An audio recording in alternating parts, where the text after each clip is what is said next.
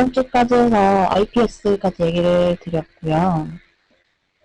그다음에 네, 계속해서 보안 솔루션에 대해서 좀 더 자세히 한 것들을 좀 이야기 드릴게요. 얘기 드릴게요. 먼저 이제 UTM이라는 장비가 있는데, UTM은 이제 통합 위협 관리라는 장비예요. 그래서 이거는 여러 가지 안티바이러스, 방어벽, 가상 설명, 우리가 여태 앞에서 계속 얘기했던 IDS, IPS, 트래픽 어쩌고저쩌고 무슨 필터링 등등등 여러 가지 보안 기능들이 있는데, 이런 거를 적어도 2개, 아니면 많게는 7에서 8가지 정도, 8가지 정도의 기능을 하나에다가 다 쑤셔 넣어가지고 사용하는 통합 장비를 이야기를 해요. 그래서 이제 제가 찾아본 여러 블로그에서 어떤 분이 이야기 하시기를 이거 하나만 사면 다 되는 것 같은 올인원 장비이다 라고 얘기를 해주시더라고요. 그런 장비가 UTM이 되겠고요. 그거랑 유사하게 같이 좀 비교가 되는 것 같아서 좋은 장비인데, 이거는 ESM이라고, 네, 엔터프라이즈 시큐리티 매니지먼트라는 장비입니다. 이거는 아까 UTM은 하나의 장비에 여러 가지 요소들이 다 들어가 있는 장비였는데, 그와 반대로 ESM은 내가 여러 가지 장비를 갖고 있는데 그걸 관리하기가 너무 어렵다. 하나하나 이것도 해줘야 되고, 가장 사설명도 다시 내가 다 작업해줘야 되고, IDS 알람 오면 다 그거 다시 다 봐줘야 되고 너무너무 힘들다. 여기저기 다 왔다 갔다 하면서 관리를 해주기가 어려우니까 이거를 하나로 통합해서 한 곳에서 여러 장비들을 한 번에 관리할 수 있도록 도와주는 것을 이제 ESM이라고 이야기를 합니다. 그래서 UTM이랑은 약간은 비슷한 것 같으면서도 다른 장비이고요. 이거는 이제 다양한 회사의 여러 보안 솔루션들을 전부 통합해서 관리할 수 있게 해주는 것이 장점인 장비입니다. 그리고 다음에 이제 자세한 사항은 이제 필요하시면 읽어보시고요. APT 장비는 Advanced Persistent Threat라고 해서 APT 장비에 대해서 얘기하기 전에 APT에 대해서 먼저 간단히 얘기를 드리면, APT 공격이라는 거는 여기에 보이는 것처럼 정보 또는 특정 회사의 중요 정보를 획득하고 아니면 정치적 목적, 사이버 테러 같이 이런 허다한 것들을 목적으로 하는 범죄 그룹에 의해서 사이트, 기업, 개인을 상대로 지속적으로 해킹 공격을 하는 것을 이야기하는데, 이게 이제 요즘 해킹 공격이 많은 트렌드가 된 공격이라고 합니다. 그래서 이 APT 공격은 단기별로 어떻게 공격을 하냐면, 먼저 여기에 침투를 해요. 그리고 어디를 이제 딱 해킹하면 좋을지 계속 지속적으로 이제 탐색을 하고요. 그 다음에 그거에 대한 서버에 침투를 한 다음에 그 안에서 이제 관련 정보를 수집하고 그 다음에 계속 공격을 합니다. 그 다음에 내가 수집한 정보들을 여러 가지 방법으로 유출시키거나 아니면 파괴를 하고, 이렇게 이루어지는 게 APT 공격 과정인데, 이제 공격 사례로는 여기 보시면 2011년에 농협정상만 공유 서버 해킹이라는 사건이 있었습니다. 이제 이거는 해커가 어떤 노트북 한 대가 농협 전산망을 관리하는 외부 업체에서 농협 전산망을 관리하느라 왔다 갔다 하는 노트북이 있다는 걸 알고, 그걸 알게 된 해커가 7개월 동안 그 노트북을 모니터링을 해서 공격을 한 사건이 농협 금융서버 해킹 사례입니다. 이런 것이 이제 APT 공격의 한 예이고요.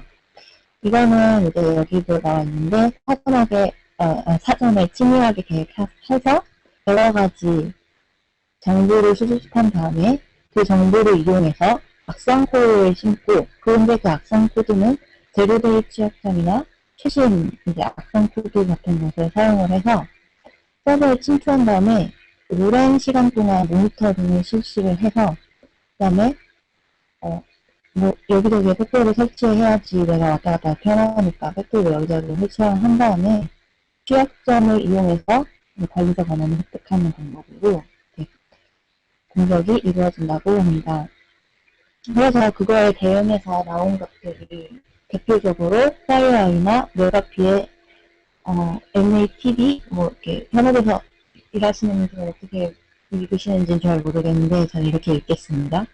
그래서 이런 솔루션들인데 이런 것들은 이제 네트워크에 기능을 설치되는 게이트웨이 형태의 제품으로 이게 가장 큰 장점은 이제 제로데이 취약성을 공격하는 악성 코드, 제로데이 취약성임에도 불구하고 이제 감지를 할 수가 있다는 건데, 근데 또 이게 장점이면서 단점인 이유는 정확도가 떨어집니다.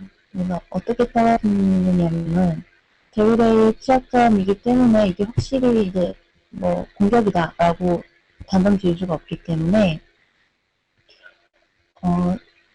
샌드박싱 기법을 사용해서 가상 머신에다가 다운로드 돼서 있는 파일을 먼저 올려서 어떻게 실행되는지 본 다음에 그 다음에 실행을 시키는 건데 그런 식으로 하기 때문에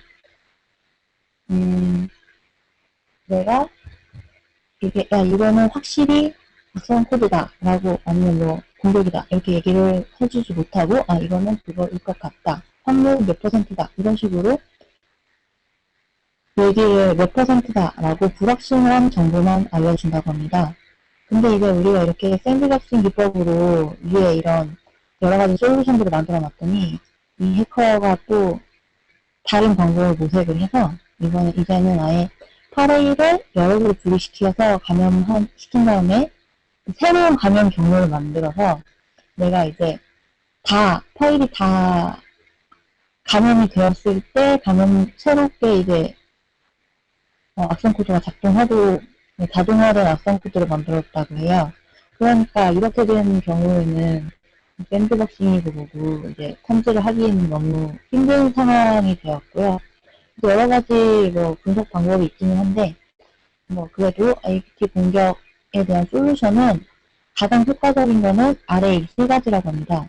먼저 제로데이 취약성 공격 방어를 위해서 화이트리스트 기반의 백신이나 이제 PC 서버 무결성 검사 아니면 그거에 대한 방어 기술 같은 것을 해야 되고요. 그 다음에 내부 서버 인프라 침투 방어를 위해서 투팩터 인증을 사용을 해야 합니다. 또 밑에도 같은 내용인데 서버 내의 중요한 데이터나 파일 실행을 통제하는 데에도 이제 투팩터 채널 인증을 사용해야 한다. 이것이 이제 APT 방어에 가장 효과적이다라고 이야기가 나오는 것들이고요. 이제 그걸 관련해서 아래 이렇게 그림이 나와 있으니 한번 참고해 주시길 바랍니다. 다음 이제 도스 대응 장비에 대해서 이야기를 드릴게요. 굉장히 잘 쓰여진 글을 발견을 해서 이걸 공부하면서 많이 공부가 됐는데 먼저 도스 대응 장비에 대해서 알기 전에 도스가 어떻게 이루어지는지에 대해서 잠깐 얘기해드리면 우리가 디도스 장비를 많이 사용하기 시작한 게 2009년에 있던 어떤 디도스 대란에 의해서 이렇게 많이 이제 공공기관에 대응 장비가 수요가 늘기 시작했다고 해요.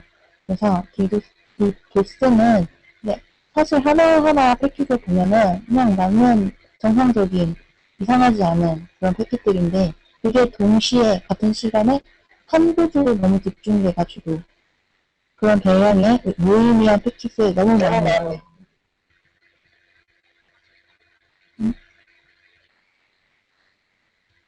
누구시지? 어떻게 잘못됐나요, 뭐가?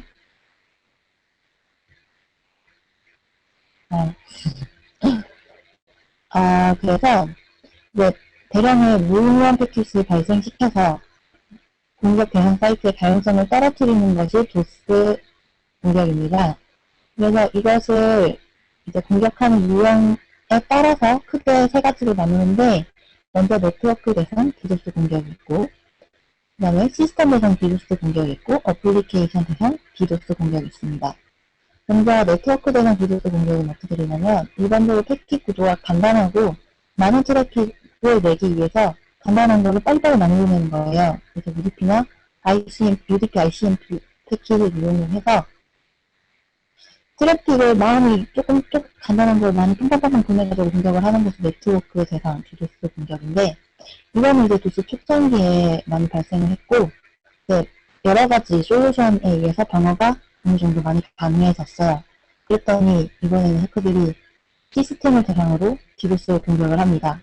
이거는 장비가 우리가 그런 솔루션에서 그러니까 발견되지 않는 범위 정도의 트래픽만 발생을 시키면서, 이거는 트래픽 네트워크 대역을 공격하는 게 아니라 시스템이 가지고 있는 자원을 공격하는 건데, 그래서 시스템 자원을 공격해서 가용성을 떨어뜨리는 공격이에요. 예를 들어서 이제 TCP IP의 취약성을 이용을 해서 시스템 자원을 도달시킨다고 여기 써져 있는데, TCP IP는 이제 우리가 응답하고 서로 대화를 하는 그런 프로토콜이잖아요. 그래서 여기 그림을 보면은, 원래 정상 PC 같은 경우는 클라이언트 요청을 하면 이 가운데 대응 장비가 어떻게 되냐면, 클라이언트가 요청을 하면 그 다음에 그 응답에 대한 요청을 하고 다시 최종 응답을 하고 세 번씩 서로 대화가 이루어지는 게 TCP인데, 공격 PC 같은 경우는 여기 중간에 TCP 하프 오픈 연결이라고 해서 계속 클라이언트 요청만 하고 요청을 해요. 그러면은 뭐지? 하고 대답을 하면 그 다음에 응답이 안 와요. 이런 게 하프 연결인데, 이런 식으로 해가지고 응답에 대한 응답을 기다리게 계속 만드는 거죠, 시스템이. 그러면은 걔가 응답이 올 수도 있으니까 그거를 계속 못 버리고 그 대화 기억을 계속 갖고 있어야 되기 때문에 시스템을 계속 낭비를 하게 돼요. 시스템 자원을 계속 낭비를 하게 돼요. 이런 식으로 시스템 자원을 소모하게 하는데, 그것이 내 시스템 대상 디도스 공격이라고 하고, 여기 이제 아래 그림과 같이 이런 식으로 디도스 대응 장비를 가운데 소스처럼 놔가지고 중간에서 대신 이렇게 대답을 하고 요청을 할 수 있게끔 설치를 해놓는 겁니다. 근데 사실 이런 기능이 라우터에도 같은 비슷한 개념으로 라우터에도 있는데, 라우터에 있는 이런 기능을 사용하기에는 사용을 하면 장비가 부하가 너무 커져서 일반적으로는 사용하고 있지 않다고 합니다. 그래서 이런 디도스 장비, 대응 장비를 따로 사용을 하는 거고요.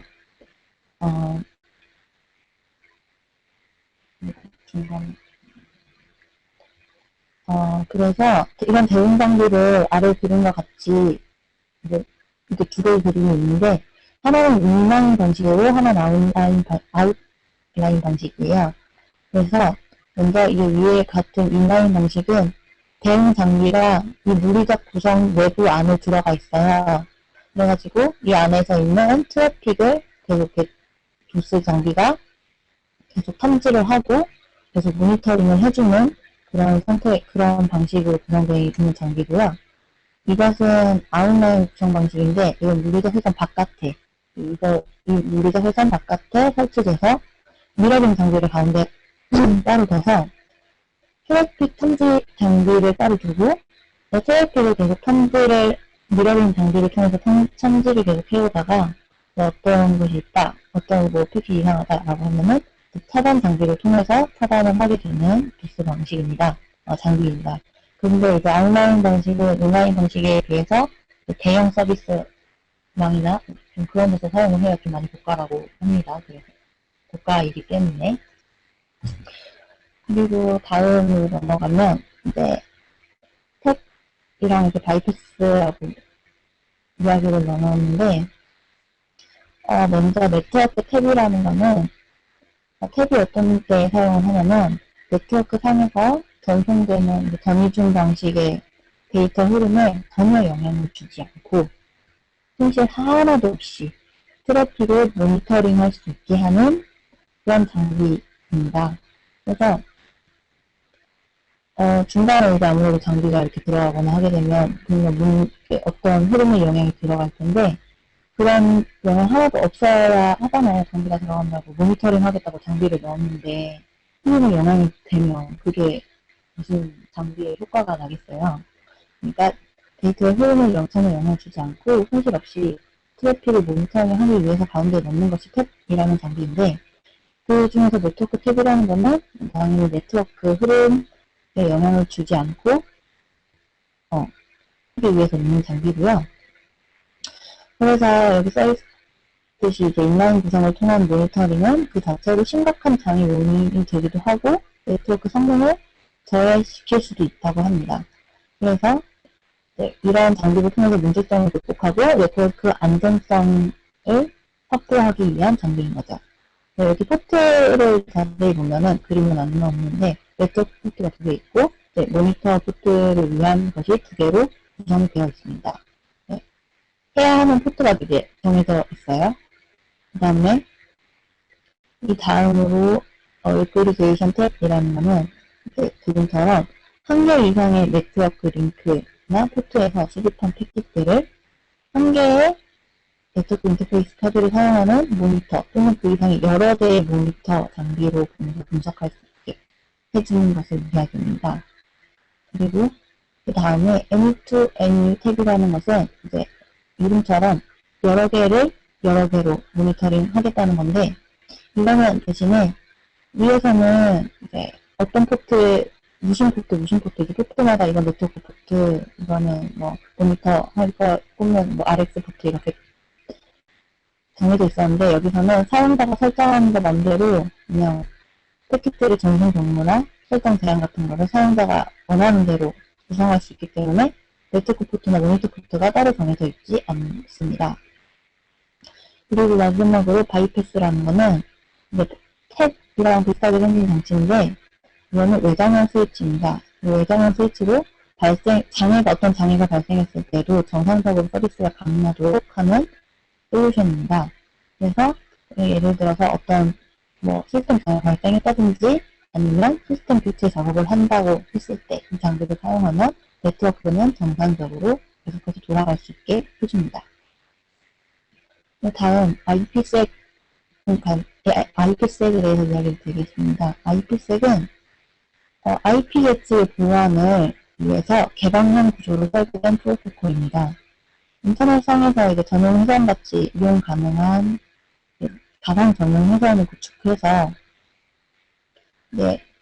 이런 여러 가지 도청 같은 행위를 방지하기 위한 통신 구역인데요. 주로 방화벽이나 게이트웨이에서 구현이 됩니다.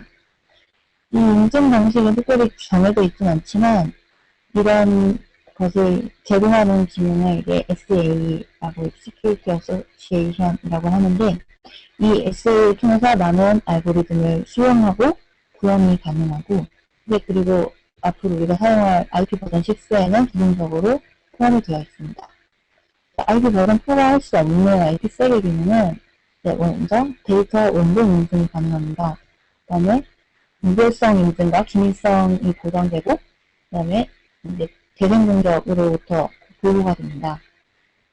그게 어떤 것을 이런 프로토콜들을 사용하기 때문에 위에 이런 기능이 가능한 건데, 먼저, IP 인증, AH 기능은 데이터, 영어 그대로 데이터의 원본을 인증해 줄 수 있고, 무결성을 보장하고, 그렇기 때문에 재생 공격으로부터 보호가 되고요. USAP는 데이터 기밀성에 대해서 이야기를 하고, 원본 인증이 가능하고 데이터 무결성과 또 이것도 또한 재생 공격으로부터 보호를 해줍니다.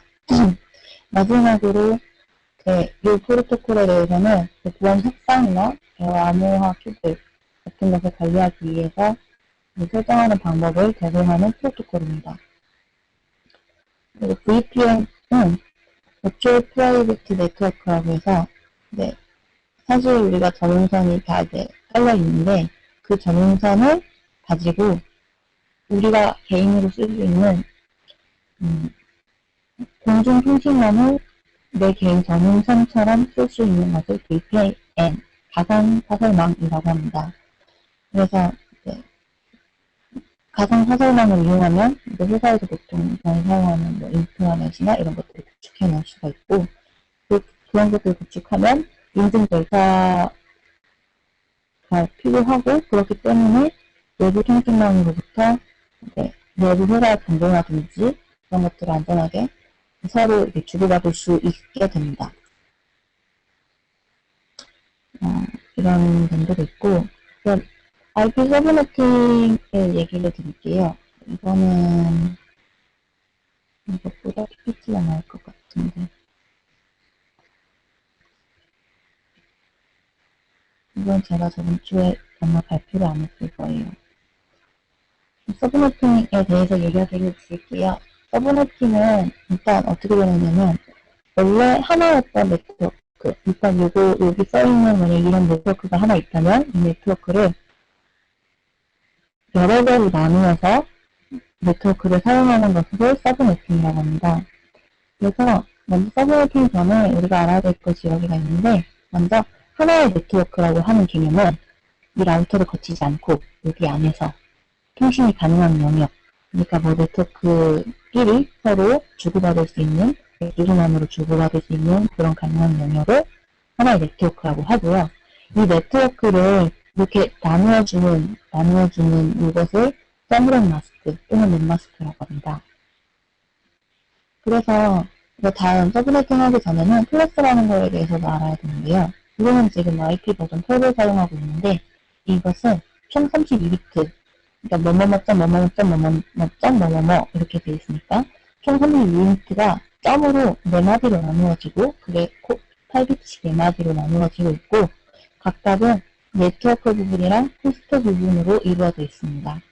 그래서 맨 앞에 있는 최초의 숫자 3개 그 부분을 딱 보면 이게 클래스가 뭔지 알 수가 있는데 그래서 그 숫자에 따라서 여기 쓰여있는 것처럼 각각의 클래스가 나누어지고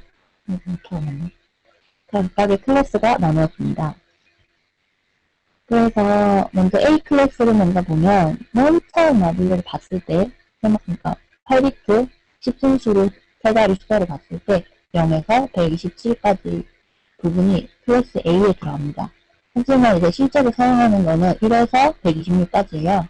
왜냐면 이제 0으로 시작한 0이랑 127은 우리가 다른 용도로 사용을 하기 위해서 빼놓은 부분이기 때문에 1에서 126까지만 사용을 하고 클래스 A 같은 경우는 여기 맨 앞에 있는 숫자 처음 부분까지만 처음 숫자 부분까지만 네트워크 부분이라고 하고 나머지 뒷부분은 호스트 부분이라고 해요. 네트워크 부분이라는 거는 우리가 숫자를 바꿀 수 없는 고정된 숫자 범위이고 호스트 주소 부분은 변동이 가능한 숫자 부분이라고 이야기를 할 수가 있어요.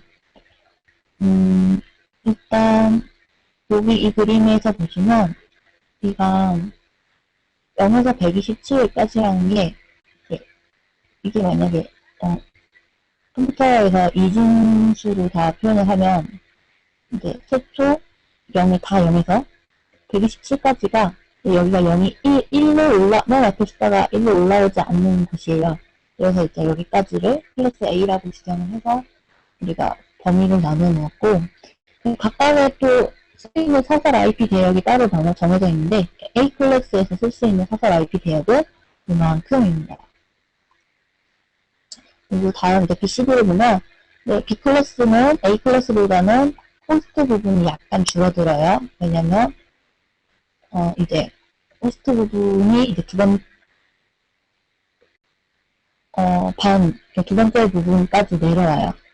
그래서 맨 처음 숫자 부분이 1, 2탈에서 191까지다. 이렇게 시작을 한다라고 하면 클래스 B나라고 하시면 되고, 거기서 쓸 수 있는 사설 IP 대역은 이렇게 정해져 있습니다.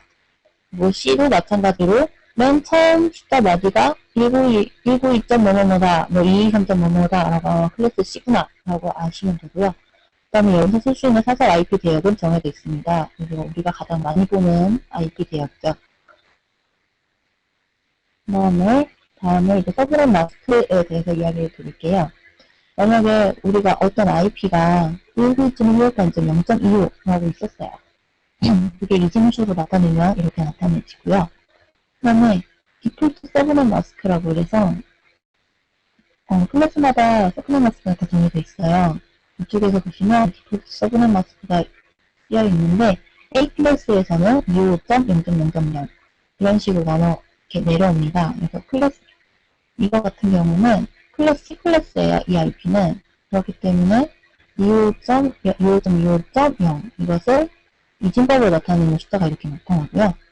이거 두 가지를 AND 연산을 했을 때 여기서 나오는 이 숫자는 어떤 IP가 속한 네트워크, 어떤 IP가 속한 네트워크 주소를 이야기를 합니다. 그래서 192.168.0.05 들어가게 되죠. 근데 사실 보면은 서브넷 마스크는 어떤 네트워크들을 나누어주는 일종의 파티션 같은 개념이에요. 그래가지고 우리가 이거를 잘 나누면 여러 가지 네트워크를 많이 나눠서 효율적으로 사용할 수 있게 되는 거예요. 그리고 저는 이걸 좀 써놨는데 일단 먼저 보면 1925 시작하기 때문에 C 클래스구나 하고 알 수 있고 191.168. 뭐구나 이기 때문에 사설 C 클래스의 사설 IP구나 라고 알 수가 있어요. 그 중에 이제 여기까지 칸을 올려야 되네. 여기까지 세 가지가 네트워크 부분이고요. 이 네트워크 부분은 고정된 숫자를 사용하고 있습니다. 그리고 이 뒷부분 마지막 0 마지막 이 부분은 호스트 부분인데 이거는 이제 IP를 나누어 줄 때 뒤에 숫자가 바뀌어요. 1, 2, 3, 4, 5, 6, 7, 8 이렇게 바뀌면 이렇게 바뀌기 때문에 이거는 등록이 있는 부분이라고 이야기를 합니다. 그래서 마지막 슬래시하고 24라고 있는데 이거는 서브넷 마스크를 이야기를 하는 거예요. 왜 24냐고 하면은 이 지금 디폴트 서브넷 마스크를 사용한 건데 이거를 이진과 숫자로 바꿔보면 이렇게 111 이렇게 쓸 수가 있어요. 이 25.25.25.0을 이렇게 바꿨으면 이렇게 나오는데 여기서 1의 개수를 세보면 이게 24개예요. 그래서 이렇게 슬래시 24로 표현을 하고요. 우리가 이제 IP까지 읽어보게 됐으니 서브넷팅 하는 방법을 이야기를 드릴게요. 어디서 듣기로는 이제 UN승 이런 식으로 해서 계산하는 방법이 있는 걸로 알고 있는데, 저는 그것도 생각하는 것도 좋지만, 이렇게 그냥 이제 서브네팅을 이제 원리적으로 이야기를 먼저 드리면, 어떤 IP 대역이 있었어요. 이걸 서브네팅 할 건데, 나누기 전에 이 0.0이라는 이 IP는 IP 대역은 0부터 그럼 255까지 있는 거예요.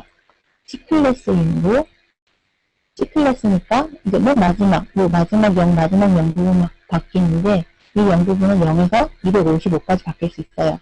그러니까 이 안에는 총 256개의 IP 숫자가 들어갈 수가 있는 거고 근데 그 중에서 우리는 맨 앞에 있는 이 0 부분은 이 네트워크 주소를 사용을 해서 컴퓨터한테 할당을 해줄 수가 없어요. 그러니까 제외.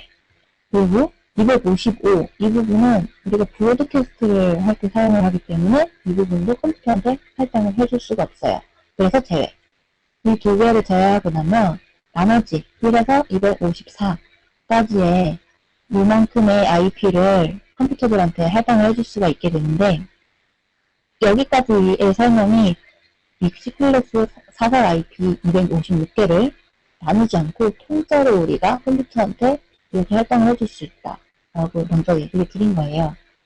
그러면 우리가 이거를 반으로 나눠볼게요. 반으로 나눠서 어떻게 쓸까 한번 생각을 해보면 원래 통째로 이만큼 있었는데 이거 그냥 반으로 일단 나눠봐요. 그러면 각각 128개씩 나눠지겠죠. 원래 256개니까. 그래서 보면은 이게 네트워크 1번이 되고 네트워크 2번이 돼요. 네트워크 1번은 그러면 0.0부터 127까지 있겠죠. 그리고 네트워크 2번에는 118부터 255까지 있어요. 그래서 이거는 그 중에서 이거 그 앞에서 보면은 이 0은 아까 얘기했듯이 맨 앞에 있는 건 네트워크 주소를 쓰고 맨 뒤에 있는 IP는 브로드캐스트를 써요.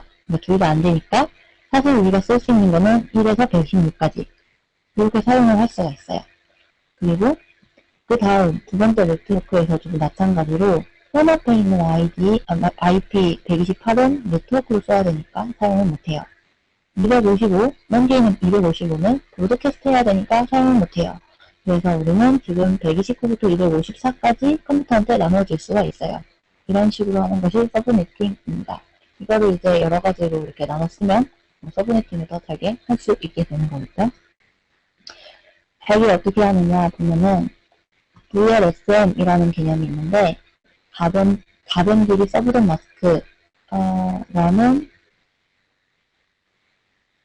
서브넷 마스크예요. 이게 뭐냐면 서브네팅을 우리가 반으로 자르고 했던 거를 다시 잘게 좀 더 빈칸 없이 서브네팅 하기 위해서 다시 서브네팅을 하는 건데 이런 것을 이제 구현을 하면 주소의 낭비를 막을 수가 있고 VLSM을 지원하는 라우팅 프로토콜이 사실 이렇게 따로 필요하다는 점 알고 계셔야 되고요. 여기 이렇게 써놨고 그 VLSM을 적용한 예에 대한 그림이 이렇게 있어요. 인터넷에서 이게 여러 가지 이렇게 IP가 일단 내려와 있는데 이 IP를 우리가 다시 나눴고 그 IP를 또다시 이후에 여러 개씩 쓰기 위해서 또다시 나눴어요. 이런 식으로 여러 개로 우리가 빈틈없이 쪼개 쓰면은 주소가 남게 되는 것을 막을 수가 있겠죠.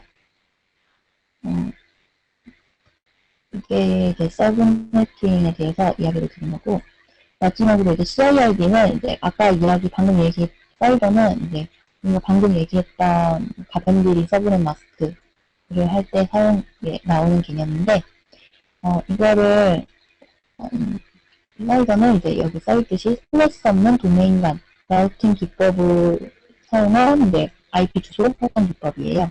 그럼 이제 같이 가변들이 서브넷 마스크와 같이 개념을 생각을 해주시면 되고요. 제가 DNS를 이제 구현을 했던 거는 사실 저는 이제 굉장히 주는 게 죄송하지만 그러니까 두 번째 스터디까지밖에 따라하지 못했어요. 왜냐면은 이제 저기 써놨는데 저는 집에다가 이제 와이파이를 쓰고 있거든요. 그래가지고 이전에 그걸 웬만하면 꽂으면 될 것 같기는 한데 이거를 해보고 싶었어요. 그래서 안 꽂고 그냥 꼭 했는데 나머지는 이렇게 다 구현을 이제 잘 설명해 주신 대로 설명을 다 이렇게 구현을 해놨는데 와이파이 연결하는 데에서 이제 핑이 안 가더라고요. 0.2까지는 가는데 0.1 핑이 이제 타임아웃이 계속 나가지고 여기까지는 해보지를 못했어요. 하다 보니까 유튜브에 설정을 어떻게 해야 된다 막 이런 얘기가 막 있던데 사실 그건 너무 뭔지 잘 모르겠고 그대로 따라 했는데 어렵더라고요. 잘 제대로 나오진 않고 이제 구형 한 번은 이제 여기까지 이렇게 나와 있고요. 어떻게 누구한테 드려야 되죠? 앞에서 너무 발표 잘해주셔가지고 제 내용이 너무 부실하고 딱히 할 게 없거든요. 그래서 중복되는 부분을 좀 뺀다 생각해서 훑고 지나갈게요. 방어벽 부분은 전에 잘 발표해 주셔서 좀 넘어가고, 좀 이제 제가 그나마 좀 깊게 본 부분이 이제 VPN 부분인데요. VPN은 가상으로 이제 서로 연결을 하는 건데, 연결 형식 중에서는 이제 원격 액세스 VPN이랑 사이트 간 그 VPN 해가지고 연결 형식이 두 가지로 이제 나눠집니다. 근데 이제 연결 과정 중에서 이제 이런 캡슐화 진행 과정도 있고요. 그래서 연결 형식을 이제 좀 보면 원격 액세스 VPN은 이제 사용자 관점에서 봤을 때 그 VPN 클라이언트랑 어, 그 조직 그 서버랑 사이의 그 연결이고요. 그래서 이제 어, 논리적으로 이제 데이터가 그 개인 링크를 통해서 전송되는 것처럼 나타나기 때문에 이제 공유나 이제 공용 네트워크의 정확한 그런 인프라의 관계는 없고요. 사이트 간 VPN 같은 경우는 이제 어,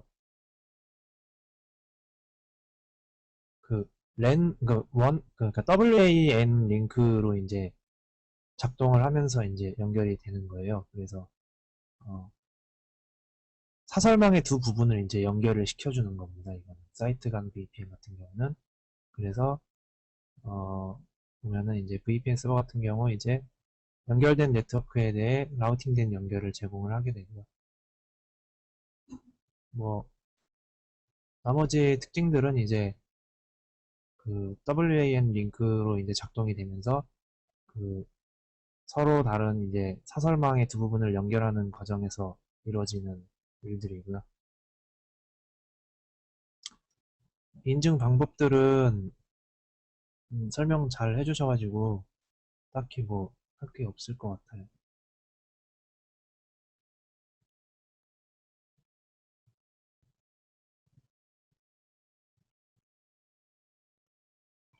그래서 제가 뭐 설명할 게 따로 없네요.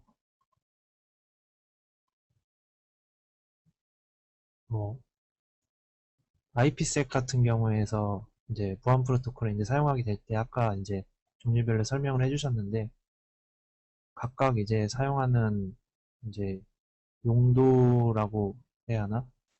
AH 프로토콜 같은 경우는 이제 송신자 인증하는 데 사용되는 거고 ESP는 이제 송신자 인증이랑 데이터 암호화하는 데 사용되고 IK 같은 경우는 서로 이제 키를 분배할 때 이제 사용을 하게 되는 겁니다. 그래서 좀 더 이제 보안이 올라간 통신 방법이라서 그 과정 속에서 이제 키를 분배하는 과정 속에서 이제 IK를 이제 보안 프로토콜에 이제 사용하는 거를 이제 권장을 하게 되는 거죠.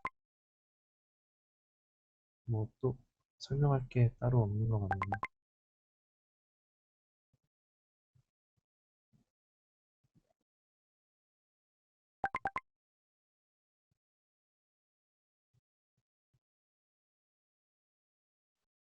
아, 그리고 저는 그거 뭐야